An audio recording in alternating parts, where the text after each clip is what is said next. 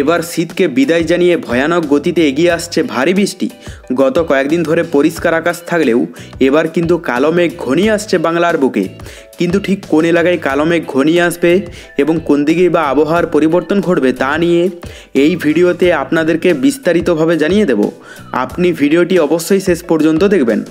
ভিডিওটি ভালো লাগলে একটি লাইক করবেন, আর এইরকমই লেটেস্ট ও হেল্পফুল ভিডিওগুলি সবার প্রথম দেখার জন্য আমাদের চ্যানেলটিকে সাবস্ক্রাইব করে পাশের বেল আইকনটি বাজিয়ে দেবেন।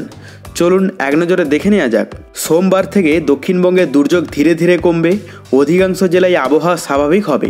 কিছু কিছু জেলায় মেঘলা আকাশ থাকলেও সময়ের সাথে সাথে আবহাওয়া বদলের সম্ভাবনা রয়েছে।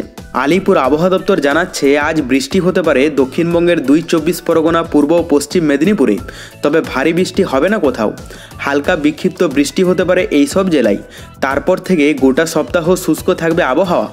আজ মৎস্যজীবীদের সমুদ্রে না যাওয়ার পরামর্শ দিয়েছে আবহাওয়া দপ্তর। ঝড়ো হাওয়া নিয়ে স্থানীয় প্রশাসনকে সতর্ক থাকার নির্দেশ দেওয়া হয়েছে। তারা জানিয়েছে ফুসছে জোড়া ওয়েদার সিস্টেম। উত্তর পশ্চিম ভারতের হরিয়ানায় রয়েছে ঘূর্ণাবর্ত। এদিকে নিম্নচাপ অক্ষরেখা নাগাল্যান্ড থেকে বিস্তৃত। এইসব কিছুর মিলিত প্রভাবে বৃষ্টি হচ্ছে রাজ্য জুড়ে। টানা বৃষ্টির জেরে তাপমাত্রা কিছুটা নামবে দক্ষিণবঙ্গে। আগামী 2-3 দিনে তাপমাত্রার পারদ কিছুটা নামতে পারে, তারপর ফের বাড়বে তাপমাত্রা। উত্তরবঙ্গেও কমবে তাপমাত্রা। সোমবার বজ্র বিদ্যুৎ সহ হালকা বৃষ্টির সম্ভাবনা রয়েছে উত্তরবঙ্গের দার্জিলিং, কালিম্পং, আলিপুরদুয়ার ও জলপাইগুড়িতে। কোথাও ভারী বৃষ্টি হবে না। দার্জিলিং এবং সিকিমে হালকা তুষারপাত দেখা যাবে। এদিকে বাংলাদেশের কথা বলতে গেলে দেশের উপর দিয়ে চলমান বিচ্ছিন্ন বৃষ্টি বলে জুই আজ দেশ থেকে বিদায় নিতে পারে এবং জুই বিদায়ের সাথে সাথে দেশের বিচ্ছিন্ন স্থান দিয়ে চলমান হুটহাট বৃষ্টিপাত বন্ধ হয়ে আসবে।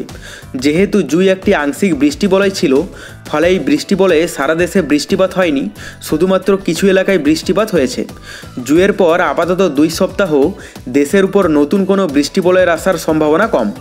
এরপর একটি পূর্ণাঙ্গ বৃষ্টিবলয় দেশের দিকে আসতে পারে, তবে সিলেটের পার্শ্ববর্তী এলাকায় ভৌগোলিক কারণে কিছুটা বৃষ্টিপাত থাকতে পারে মাঝে মধ্যে। পরবর্তীতে কোন এলাকাগুলিতে ভারী বৃষ্টি অ্যাটাক করবে জানতে হলে আমাদের চ্যানেলটিকে সাবস্ক্রাইব করে রাখতে ভুলবেন না। আর ভিডিওটি প্রচুর পরিমাণে আপনার ফ্রেন্ডসদেরকে শেয়ার করে তাদেরকেও দেখার সুযোগ করে দেবেন। Bye bye guys.